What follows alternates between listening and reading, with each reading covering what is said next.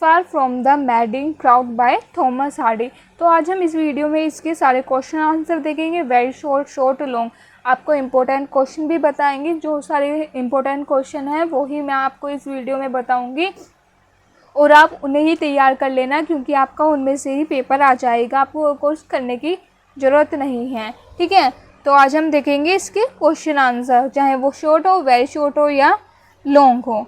तो चलिए video start करते हैं। ये मॉडल पेपर है, इसमें से आप ये थोड़ा सा इंट्रो दे रखा है। मैंने आपको इससे पहले वाली वीडियो में Far from the Madding crowd की पूरी स्टोरी समझा दी है। तो सबसे पहले आप उस वीडियो को जाकर देखें, अगर नहीं देखी है तो लिंक मैंने डिस्क्रिप्शन बॉक्स में दे दिया है, वहाँ से जाकर पहले आप उसे देख लें, क्योंकि अगर आपको पहले इसकी स्टोरी जानना ज़रूरी है।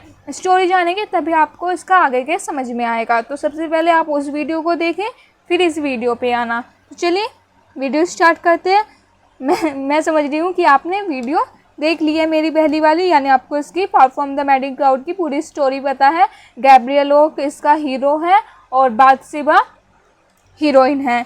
चलिए वीडियो स्टार्ट करते हैं। ये 1874 में पब्लिश्ड हुई थी। ठीक है, वेरी शॉर्ट से हम स्टार्ट करेंगे। अगर आपको ये पढ़ना है तो पढ़ सकते हैं, वैसे पढ़ने की कोई इतनी ज़रूरत तो है नहीं, पर लेकिन अगर आप पढ़ना चाहें तो पढ़ लीजिए। ठीक है, हिंदी इंग्लिश इसमें दोनों में दे रखा है, आसान होगा आपके लिए पढ़ना। चित्र पब्लिकेशन का ये मेरा मॉडल है, देख सकते हैं आप। आपको मॉडल लेने की भी ज़रूरत नहीं है, क्योंकि मैं आपको सब इसमें बता दूंगी। आप अपने नोट्स बनाइए और अपनी तैयारी स्टार्ट करिए बस।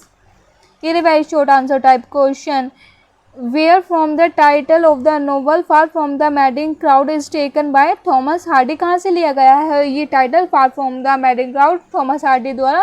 तो ये बता रहे हैं कि ये टाइटल थॉमस ग्रे की जो लॉन्ग पोएम है an elegy written in a country churchyard which was published in 1751, वहाँ से लिया गया है। ये आपने एलिजी कंट्री जो एलिजी है written in a country churchyard by Thomas Gray की, ये आपने पढ़ी भी होगी, ये आपके सेमेस्टर में थी भी। तो चलिए आगे बढ़ते हैं। What is basics? बेसिक्स क्या है, इसे आप छोड़ देना, ये कुछ है नहीं।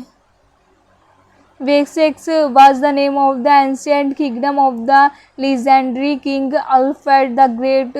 देखेंगे तो इतना देख लेना बस। लेजेंडरी क्या है तो बेसिक्स क्या है तो basics was the name of the ancient kingdom का नेम है of the legendary king Alfred the great. ठीक है, ये देख लेना, वैसे इसे करने की कोई ज़रूरत नहीं है। ठीक है, वेरी शॉर्ट हो गया आपके। फिर आ जाते हैं short answer. How did Bathsheba search her lost hat? उसकी जो टॉपिक हो जाती है बाथशेबा की, वो कैसे ढूंढती है? तो Bathsheba come on horseback to get back her lost hat. वो अपने घोड़े पर आती है वापस अपनी टोपी को ढूंढने के लिए। ठीक है, it was found out by the oak. यह गैब्रियल ओक द्वारा मिल जाती है, मतलब उसे मिल जाती है गैब्रियल ओक को। हु सा हर डूइंग समथिंग मैनेलियर एक्सरसाइज, जो उसे कुछ मैनेलियर एक्सरसाइज करते हुए देखता है ऑन हॉर्स बैक, घोड़े पर। As the path was narrow, जैसे कि पाथ जो बहुत ही संकीर्ण था, एंड ब्रांचेज उसमें टहनियाँ थी ऑफ द ट्रीज की वर hanging very low. The lady threw herself in full length. Oak was awed to see the elegance of his woman. Oak जो है ना, मतलब उसका दीवाना हो जाता है, ये एक कसरत सी करते हुए देखता हुआ, मतलब जो आश्चर्यचकित, मतलब उसका दीवाना हो जाता है फुर्तीली युवती को देखकर, जो वो एक्सरसाइज कर रही थी उसे देखकर। He gave her hat he gave her hat back to her। वे उसे जो गैब्रियल ओक को उसकी हैट मिली थी, टोपी मिली थी, वो उसे दे देता है, बैक कर देता है। वैन बाथशेबा वॉज कमिंग, जब क्योंकि वो उसके घर पे दे आता है टोपी को, और बाथशेबा तब घर पे नहीं थी। तो वैन बाथशेबा वॉज कम, जब बाथशेबा आती है, out after milking however she felt ashamed as Oak told to. However जबकि जो बाथशेबा है उसे शर्म आती है, जो उसे ओक कहता है, बताता है कि उसने उसे देखा था जब वो घोड़े के ऊपर चढ़कर, घोड़े पर बैठकर कुछ एक्सरसाइज कर रही थी, डूइंग सम फाइन एक्सरसाइज। ठीक है, नेक्स्ट क्वेश्चन आ जाता है, why did Bathsheba send valentine card to Boldwood and what was its effect. जो बाथशेबा है वो बॉलीवुड को वैलेंटाइन लेटर क्यों सेंड करती है और उसका इफेक्ट क्या होता है। On 13 April Bathsheba was chatting with lady. जब 13 फरवरी को बाथशेबा बात कर रही थी लेडी से। An old copy of the Bible was there. जो ओल्ड कॉपी ऑफ बाइबल की वहाँ पर रखी हुई थी। लेडी आज घर ह्यूमरसली लेडी ने उससे मजाक में ही पूछ लिया, if she know the man she was going to marry, क्या वह उस इंसान को जानती है जिसे वह मैरी करने जा रही है। Lady know that Bathsheba had sent her heart to on Boldwood. Lady ने कहा कि Bathsheba had sent her heart on Boldwood, मतलब लेडी ये जानती थी कि जो बाथशेबा ने है अपना दिल बॉलीवुड को दे चुकी है। She had both a card, उसने एक कार्ड लिया which she hesitated to send to Boldwood, जिसे वे बॉलीवुड को देने के लिए हिचकिचा रही थी। बट लेडी एनकरेज बाथशेबा, पर लेडी ने बाथशेबा को एनकरेज किया to send it to the man, उस मैन को देने के लिए। Bathsheba agree to the plan, Bathsheba agree हो जाती है प्लान के मुताबिक। And send it to the Boldwood, और बॉलीवुड को भेज देती है with the word marry me, और जिस पर क्या लिखा था, मैरी मी, मुझसे शादी करो। ठीक है। Boldwood who was a self controlled man, Boldwood जो सेल्फ कंट्रोल्ड मैन था, in bed and out of bad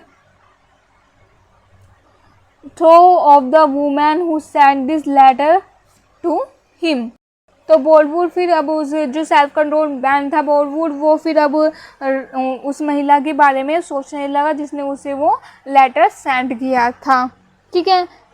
next question है, अब हमारा लॉन्ग क्वेश्चन आ गया। शॉर्ट भी होगी, वेरी शॉर्ट भी होगी। लॉन्ग क्वेश्चन दे रखा है, how does Bathsheba three suitors serve as a different model of masculinity.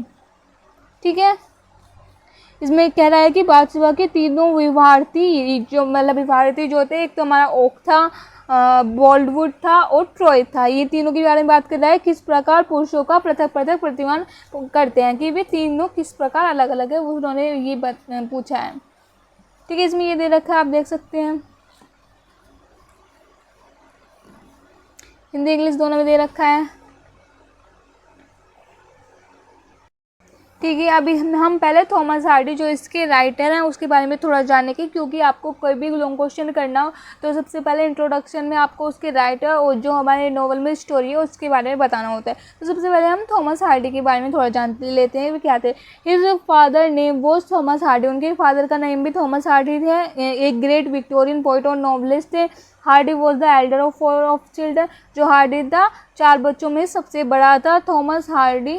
ठीक है। Young Hardy was educated by mother, जो यंग हार्डी था वो अपनी माता के द्वारा पढ़ाया गया था, मतलब उसकी मम्मी ने पढ़ाया था उसे, अंटिल ही वॉज 8 ईयर, जब तक कि वो 8 साल का हो गया, मतलब 8 साल तक उसकी मदर ने उसे पढ़ाया था। He receive from his father, उन्होंने अपने फादर से he receive from his father the love of music, उन्होंने अपने फादर से प्यार करना सीखा था म्यूजिक से। एंड फ्रॉम हिज मदर, और मदर से सीखा था बुक से प्यार करना, यानी फादर से म्यूजिक से प्यार करना सीखा था और मदर से बुक से प्यार करना सीखा था। ठीक है। अब ये गैब्रियल ओक का करेक्टर, ये करेक्टर इसके बारे में बताऊंगी, पहले हम आप इसका एक क्रिटिकल एप्रिसिएशन का क्वेश्चन। ठीक है। ये क्रिटिकल एप्रिसिएशन है थॉमस हार्डी के नोवेल का, फार फ्रॉम द मैडिंग क्राउड का। तो इसे आप कर लेना अच्छे से, क्योंकि इसमें से आप इसे कर लेंगे तो आप अगर आपका कोई सा भी क्वेश्चन आएगा फिर उसे आप आसानी से कर देंगे। इसमें इंट्रोडक्शन दे रखा है हार्डी का। Hardy is one of the greatest Victorian novelist था। In Hardy novel Far from the Madding Crowd has a important place, उसका बहुत इम्पोर्टेंट प्लेस था Far from the Madding Crowd का हार्डी के नोवेल में। The opening chapter of Far from the Madding Crowd, शुरुआत के chapter में Far from the Madding Crowd के वॉज पब्लिश्ड, जो शुरुआती चैप्टर थे Far from the Madding crowd जो पब्लिश हुआ था गुमनाम रूप से हुआ था, मतलब उस पर किसी का नाम नहीं लिखा था, इन कॉन्स हिल्स मैगजीन में पब्लिश हुआ था 4 जनवरी 1874 में। Hardy was surprise to see his own story, Hardy surprise हो गया था अपनी देखकर स्टोरी को included with so much importance की स्टोरी सो मच मतलब इतनी ज़्यादा पॉपुलर हो गई है। द रिव्यूअर जो आलोचक थे उन्होंने कहा था in the Spectator declare that the story was written either by, उन्होंने कहा था कि जो स्टोरी है वो या तो जॉर्ज इलियट द्वारा और किसी न्यू लाइट अमंग द्वारा लिखी गई है। द नॉवलिस्ट, ठीक है, when it was published as a complete, जब है पूरी तरह से कम्प्लीटली पब्लिश हुई, it went through 7 edition in 1874 alone. ठीक है, the financial success of the novel, जो फाइनेंशियल सक्सेस थी नोवेल की, फोर्स्ड हार्डी, उसने हार्डी को फोर्स किया to give up his career, अपने करियर को छोड़ दे, to give up his career as an architect in the order to become a full time writer, की वो उसकी जो सॉरी मतलब फार फ्रॉम द मेडिकल नॉवल ने इतने पैसे कमा लिए थे कि अब उसे राइटर को, थॉमस हार्डी को, अब आराम से वे अकेला ही उस राइटिंग के काम को कर सकते थे, उसे आर्किटेक्ट के रूप में काम करने की जरूरत नहीं थी। मतलब वो बहुत ज़्यादा पॉपुलर हो गया था इनका नॉवल, मेन बात यही है। अब ये दिखा रखा है Far from the Madding crowd a turning point, far from the Madding crowd से उनकी लाइफ में कैसे एक टर्निंग पॉइंट आया, क्योंकि उसकी फाइनेंशियल सक्सेस, उनके फाइनेंशियल मतलब जो इतना ज़्यादा पॉपुलर हो गया था कि उन्हें अब आर्किटेक्ट के रूप में अपना दूसरा सेकंड वर्क करने की ज़रूरत नहीं थी, पार्ट टाइम जॉब करने की ज़रूरत नहीं है, वे अपना पूरा फोकस राइटर के रूप में दे सकते थे, मतलब लिख सकते थे अब वे डायरेक्ट। ये दे रखा है the novel Far from the Madding Crowd marked as a turning point in Hardy novel for it established him as a novelist, both him prosperity enough to become a full-time writer and marry Emma Levin George. The term waxes that Hardy used for the first time in the chapter 15 of the Far from the Madding Crowd. ये दे रखा है पूरा title दे रखा है, इन्होंने title को कैसे लिया था, the title of the novel remind a few lines of Gray immortal elegy, जो उसके नोवेल है Far from the Madding Crowd वो रिमाइंड याद दिलाती है कुछ लाइन उसकी ग्रे की एलिजी, ग्रे की immortal elegy written in a country church, जो written in a country church में लिखी गई थी। ठीक है, फिर आप ये कोटेशन लिख सकते हैं, Far from the Madding Crowd ignoble strife their sober wishes never learn the, ये थोड़ी सी हार्ड लैंग्वेज है, चाहे आप इसे छोड़ देना, कोई इतनी जरूरत नहीं है। फिर his suggest the proposal natural of the, ये लिख लेना। ठीक है, फिर आ जाता है हमारा theme, the novel attempt the restoration of traditional rural value, ये सारी इसमें थीम दे रखी है। इन द, आप पढ़ लेना, इनमें क्या ही पढ़ के बताऊँ। ठीक है, आप इससे आराम से स्क्रीनशॉट लेना, नोट्स बनाना, आराम से इसे पढ़ लेना।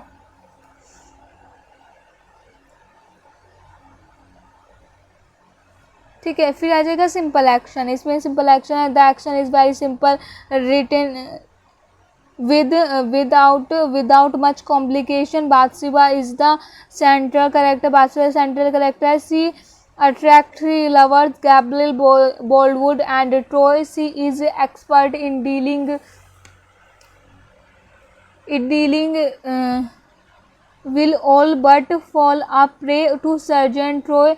फ्लैटरी अ विक्ड आर्ट, वह मतलब डीलिंग करने में थी, एक्सपर्ट थी डीलिंग करने में, पर लेकिन वो शिकार हो जाती है सर्जेंट ट्रॉय की फ्लैटरी का। A wicked art in which the other two lovers are very weak, उसके विक्ड आर्ट के उसमें जो दो लवर थे वे वीक कमज़ोर पड़ जाते हैं। She is married to Troy, वह ट्रॉय से शादी कर लेती है, बट सून ही गोज़ अवे, पर वो जल्दी ही चला जाता है उसे छोड़कर। He is suppose to be dead, वह मतलब ऐसे जानते हैं कि वो मर गया है, उसकी मृत्यु हो गई है। Boldwood grow hopeful of getting Bathsheba. His hopeful dream is just to be a convert into a reality, but Troy repairs to claim Bathsheba in fury. Boldwood kill Troy and get life imprisonment. बोल्डवुड जो Troy को मार देता है और life time के लिए jail में चला जाता है। ओक एंड बाथशेबा आर मैरिड, ये दोनों शादी हो जाती है। नेक्स्ट पॉइंट है vacant plot. Far from the madding crowd has a vacant plot, being originally an architect. Originally way architect थे, by profession पैसे से he devised the actions in 57 chapters. Each chapters bears an independent title. प्रत्येक chapter का एक independent title है. The opening chapter is called descriptions of Farmer Oak and incident. फिर आ जाएगा thrilling situation. Hardy is perfect in introducing thrilling situation in this novel. Highly thrilling situation इस novel में highly thrilling situation है. Is created by create होती है जब Troy see this beloved Fanny Robinson. जब वह अपनी बिलव्ड फैनी रॉबिन्सन को की डेड बॉडी को देखता है in the presence of wife अपनी पत्नी बाथशेबा के सामने. सी रीड हिज फेथ. वह उसका फेस पढ़ लेती है एंड आस्क और उससे पूछती है इफ ही नोअर क्या वह उसे जानता है. He confirm that it is she and वह बताता है कि ये वह है और उसे किस कर झुकता है और किस करता है. बाथशेबा प्रोटेस्ट. बाथशेबा इसका विरोध करती है. डैट ही शुडंट किस दैट फैनी की उसे मरी हुई फैन को किस नहीं करना चाहिए. डोंट. फिर वो उससे कहती है डोंट किस दैम. उसे किस मत करो. O Frank I can't bear it. मैं इसे सहन नहीं कर सकती. आई कांट नहीं कर सकती. I love you. मैं तुमसे प्यार करती हूँ. Better than she did. उससे ज़्यादा जितना उसने किया था. किस मी टू. मुझे भी किस करो. फ्रैंक किस मी. फ्रैंक किस मी. मुझे किस करो. यू विल तुम करोगे. किस मी टू. मुझे भी किस करो. ऐसे कहती है वो. And Troy is irritate. Troy इस बात से इरिटेट हो जाता है टू हर अपील. उसकी अपील से एंड डिक्लेयर कर देता है दैट ही विल नॉट किस. कि वह उसे किस नहीं करेगा. बाथशेबा एंड पुश्ड. और बाथशेबा को पुश्ड कर देता है धक्का देता है हर अवे. ठीक है. He claim that women is he claim that वह क्लेम करता है कि this women is more to him. कि यह औरत मेरे लिए मोर है ज़्यादा इंपॉर्टेंट रखती है दैन बाथशेबा से ज़्यादा और एनी अदर वुमेन और किसी और वुमेन से ज़्यादा. According to him Bathsheba tempt him. उसके हिसाब से बाथशेबा ने उसे फंसाया है अपने प्यार में. लाइक सैटन की तरह. He declare that Fanny is my real wife. वह डिक्लेयर करता है कि फैनी जो है मेरी रियल वाइफ है. हियरिंग यह सुनकर सी बर्स्ट इनटू टीयर. उससे मतलब वो टूट पड़ती है और ज़्यादा रोने लगती है. वह क्लेम करता है that she is nothing to him. कि वह उसके लिए कुछ भी नहीं है. A ceremony before priest. एक सेरेमनी प्रीस्ट के सामने पुजारी के सामने. Doesn't make marriage. शादी है डजंट मेक मैरिज से शादी नहीं हो जाती. मोरली नैतिक रूप से सी डजंट बिलोंग टू हिम. वह उससे इसका कोई उससे रिश्ता नहीं है. अब इसमें करेक्टर दिखा रखे हैं. करेक्टर स्केच देख लेना आप, है ना. इसमें गैब्रियल ओक का मेन करेक्टर है और बाथशेबा का. तो इनका दोनों का आप करेक्टर स्केच याद करेंगे. बाथशेबा का ज़्यादा है. बाथशेबा का इम्पोर्टेंट है. हीरोइन है मेन वही है. तो बाथशेबा का मेन. फिर गैब्रियल ओक. ठीक है. Gabriel Oak the novel's hero. Oak is so simple that he fails in asking his beloved. Fail हो जाता है आज की अपने बिलव से पूछना if she is willing to marry her और not even when there is left no rival. जब उसके मतलब उसके बाद कोई राइवल प्रतिद्वंदी भी नहीं बचता तब भी वो उससे यह नहीं पूछ पाता कि तुम मुझसे शादी करोगी. Troy is dead. क्योंकि ट्रॉय तो मर जाता है. और बॉलवुड इन जेल. बॉलवुड जेल में चले जाता है. Oak ask her if he can know that she will allow him to love her and marry her. She says that he will never know it. He asks why. Because you never ask. A farmer shepherd humble honest. ये इसका character sketch थोड़ा कम है. ये देख देना. ये मैंने heading wise दे रखा है तो इससे आप कर लेना. Loyal and devoted. Gabriel is simple and loyal and devoted है बाथशेबा के लिए. और हम्बल एंड हार्ड वर्किंग है वो.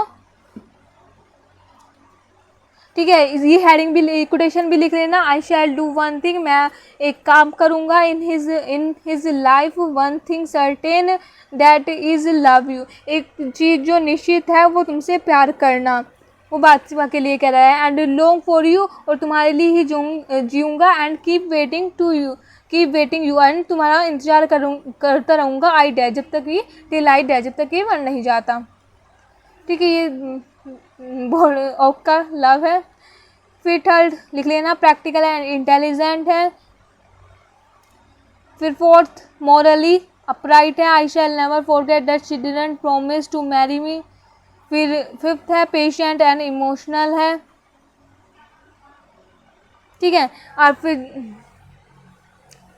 ठीक है, अब हम करते हैं अगला करेक्टर स्केच बादशिबा एवर्डन का। ठीक है, इसका मेन करेक्टर इसका आप अच्छे से कर लेना, चाहे आप इसे थोड़ा सा अलग से भी लिख लेना। The heroine of the novel, heroine है। Appear fundamentally far from the madding crowd is a romantic tragedy, the one set of the novel. The first man who meet her, Gabriel Oak, fall in love with her, उससे प्यार में पड़ जाता है।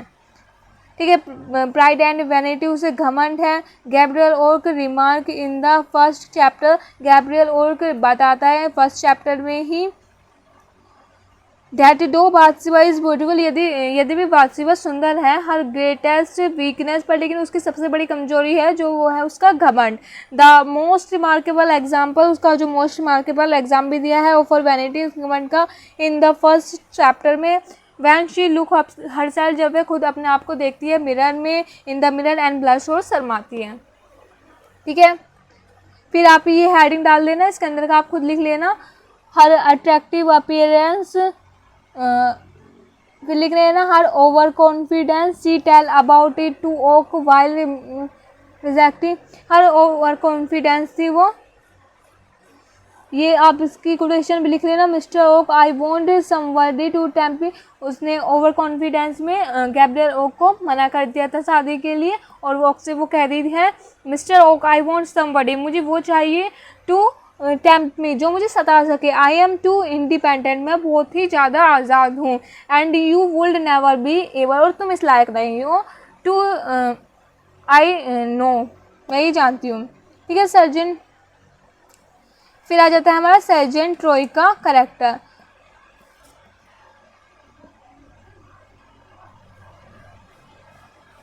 ठीक है, surgeon Troy कैसा था, एक इंक्लूसिव एंड रैकलेस पर्सन था। ठीक है,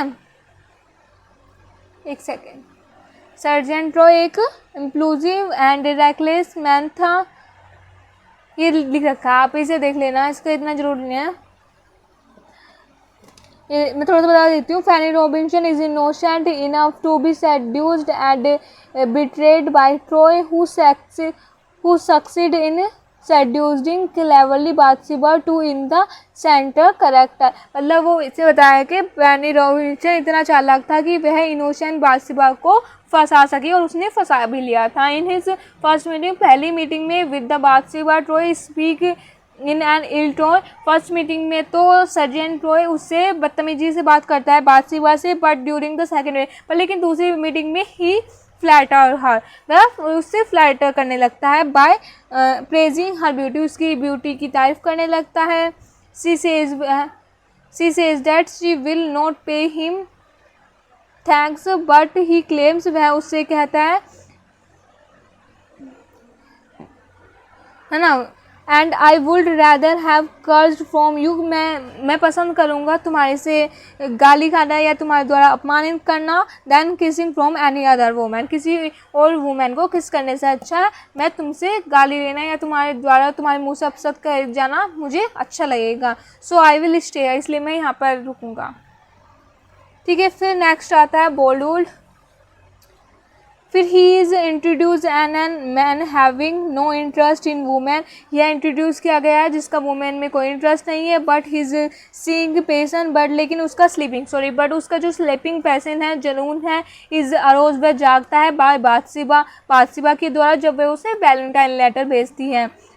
how shamelessly talk to her, फिर वह उससे बहुत ही शेमलेसली बात करता है, इग्नोरिंग द एज डिफरेंस, वो फिर अपने एज डिफरेंस को भी भूल जाता है क्योंकि वो एजेड पर्सन था, ऑफ ऑलमोस्ट 50 साल का था। बादशिबा सेकेंड लवर, बादशिबा का सेकेंड लवर है, and the owner of the and the owner of the nearby farm, और ओनर है नियर बाय फार्म का, he seems unable to fall in love until Bathsheba sends him, वह उससे जब तक प्यार नहीं करता जब तक उसे बाथशेबा वैलेंटाइन लेटर नहीं भेजती है। And suddenly he develop feeling, और तभी उसका डेवलप फीलिंग हो जाती है बाथशेबा के प्रति। ठीक है, फिर आ जाता है हमारा फैनी रॉबिन्सन, एक यंग ऑर्फन्ड सर्वेंट है girl and at the farm who runs away the night Gabriel arrives. She is a foil to Bathsheba. foil to Bathsheba, बाथशेबा की foil है यानी प्रतिद्वंदी है बाथशेबा की। वो भाग जाती है ट्रोय के साथ रात में ही, मतलब उसकी खेत पे काम करती थी बाथशेबा के, कौन, फैनी रॉबिन्सन। फिर हमारा ये कैरेक्टर आता है लीड स्मेल बाय बाथशेबा मेड है जेन, ये जो माइनर करेक्टर है इन्हें आप याद भी ना रखें तो कोई दिक्कत नहीं है। फिर मैं बता रही हूँ कौन कौन है। जेन कोगेन फार्म लेबर है। Pennyways Bathsheba farm who is catch stealing grain, जो पकड़ा जाता है अनाज को चुराते वक्त। एंड डिसमिस्ड, और उसे मतलब काम से निकाल दिया जाता है। ही रिकॉग्नाइज्ड ट्रो एट ग्रीन बिल्स, वह ट्रोय को पहचान जाता है ग्रीन बिल्स फेयर्स में, मेले में। एंड हेल्प ट्रोय, और ट्रोय की हेल्प करता है। Surprising Bathsheba at the Boldwood Christmas party में बाथशेबा को सरप्राइज करने में, क्योंकि उसने वो बदला लेना चाहता था क्योंकि उसे डिसमिस कर दिया था काम से। तो जो गैब्रियल, जो हमारा ट्रोय था, जब वो कहते थे वो कि किडनैप मतलब मर गया है, तो वो मरा नहीं था, उसने उसे उसके गैब्रियल ग्रीनबिल फेयर मेले में देखा था, तो उसने बताया था कि जो बाथशेबा है बॉलीवुड से शादी करने जा रही है क्रिश्चियन पार्टी में, तो तुम वहाँ पे जाओ ना, तो उसने इसकी वजह से वो आया था, बदला लेना था उसे। फिर इसमें ये डायलॉग दे रखे हैं in dialogue Hardy surprise so many dramatic, he makes such a lively narrative that a dialogue seems quickly nature. ये देख लेना, डायलॉग इतना कोई खास नहीं है। Mister Oak I want somebody to tame me, ठीक है, ये डायलॉग एक लिख लेना। ठीक है, ये डायलॉग हो गया आपका। फिर हमारा आ जाता है, ये देख लो है ना, ये आप खुद लिख लेना, ये लिख लेना, I don't love you so it would be ridiculous he said with a laughed. एक ये है हमारा ही वॉज कोट लेके, या आप इसे ऐसे ही लिख लेना। फिर इसमें दे रखा है लैंग्वेज एंड स्टाइल की, इसमें कौन कौन सी लैंग्वेज और स्टाइल। फिर आता है हमारा लैंग्वेज एंड स्टाइल, इसमें ये लैंग्वेज एंड स्टाइल दे रखा है, बात से मतलब इन्होंने सिंपल एंड इजी लैंग्वेज का इस्तेमाल किया है, ये आप सब में लिख देना। इजी अंडरस्टैंड वर्ड है, ये कोई सा भी राइटर हो लैंग्वेज स्टाइल में, ये आप सबके में लिख देना, कोई दिक्कत की ऐसी बात नहीं है। ठीक है, तो इसमें से आपका क्रिटिकल एप्रिशिएशन वैसे आपकी इस वाले सेम में नहीं आ रहा है। क्रिटिकल एप्रिशिएशन इसमें आ सकता है, मैं कुछ नहीं कहूँगी, आप इसमें से आप ये पॉइंट याद कर लेना। मैंने कितने पॉइंट बताए हैं आपको, देखो इंट्रोडक्शन तो मेन ही होता है, तो इंट्रोडक्शन लिख लेना आप इसमें पहले तो। फिर आप लिख लेना टाइटल, और ये वाला लिख लेना Far from the Madding Crowd are turning point. फिर आप इसका लिख लेना थोड़ा सा टाइटल, लिख सको तो अन्य से छोड़ देना। फिर आप लिख लेना इसकी थीम, ठीक है, थीम इंपॉर्टेंट है, थीम हमेशा याद कर लेना। फिर आ जाएगा हमारा इसका सिंपल एक्शन, इन्होंने सिंपल एक्शन का यूज़ किया है, ये हार्ड नहीं है, वेलकिन प्लॉट है, ये वाली हेडिंग डाल देना। थ्रिलिंग सिचुएशन छोड़ देना चाहें या इसमें लिख लेना, क्योंकि इसका ये बहुत ही अच्छा कोटेशंस, आप इसे याद भी कर सकते हैं। थ्रिलिंग सिचुएशन का इन्होंने कैसे यूज़ किया है वो मैंने आपको बता दिया है, तो अच्छा है, आप लिख सकते हैं। फिर आ जाएगा हमारा करेक्टर्स, ये मैंने थोड़ा सा लॉन्ग दे रखे हैं, ये मत करना, आप थोड़ा थोड़ा इनके करेक्टर के बारे में बस लिख देना यहाँ से, ठीक है। फिर डायलॉग लिख सको तो लिख लेना, नहीं छोड़ देना। फिर ये लिख देना लैंग्वेज एंड स्टाइल, ठीक है। फिर लास्ट में आप लिख देना कंक्लूजन, ये आपका क्वेश्चन लॉन्ग क्वेश्चन कंप्लीट हो जाएगा। फिर आपका ये जो क्वेश्चन था, how does Bathsheba three suitors serves a different model of masculinity, तो इसमें आप ऐसा क्वेश्चन दे रखा है ना ये, तो इसका आप आंसर ऐसा लिख सकते हैं। पहले तो आप इसका इंट्रोडक्शन दे देंगे फर्स्ट ऑफ ऑल, फिर इसकी आप हेडिंग बनाना, देखो अ स्टोरी ऑफ ट्राइंगल, ये लिख देना। लवर फिर आप लिख देना first love between Bathsheba and Gabriel Oak, second love between Bathsheba and Boldwood, third आ जाएगा love between Bathsheba and Sergeant Troy. तो इसे हेडिंग बनाकर ऐसे लिख देना love between Bathsheba and Gabriel Oak. इसमें आप लिख देना कि जो गैब्रियल ओर्क है वो उसने शुरू में इसे प्रपोज किया था, वो उसे होनेस्ट से प्रेम करता था, है ना, और उसका वो साथ भी देता था फील्ड में। बाद में जब उसके फील्ड में काम भी करने लगा था और अंत में इन दोनों का सच्चा प्रेम जीत जाता है और अंत में इन दोनों की शादी हो जाती है। तो आप इसे ऐसा करके लिख देना। सेकंड आ जाएगा love between Bathsheba and Bollywood. तो इसमें आप लिख देना ये एक अधेड़ उम्र का इंसान था, इसका मतलब एजेड इंसान था, 50 साल का था। इसका वुमेन में कोई ऐसा इंटरेस्ट नहीं था, पर लेकिन जब बाथशेबा ने इसे वैलेंटाइन लेटर भेजा तो इसका वो मैं इसके बाथशेबा के प्रति इसकी फीलिंग डेवलप हुई, वो उससे प्यार करने लगा और उसने उसका इंतज़ार भी किया जब उसकी ट्रॉय से शादी हो गई थी, है ना। तो उसने उसका इंतज़ार भी किया था और फिर बाद में उसने मैरिज पार्टी भी अपॉइंट करी थी किसी पर, जिसमें उसने मैरी के लिए उसका प्रपोजल भी रखने जा रहा था, पर लेकिन बीच में ही ट्रॉय आ गया था तो उसने उसे गोली मार दी थी। उसे खींच के ले जा रहा था क्योंकि बाथशेबा को खींच के ले जा रहा था ट्रॉय, तो उससे गुस्सा आ गया था तो उसने उसकी गोली मार दी थी।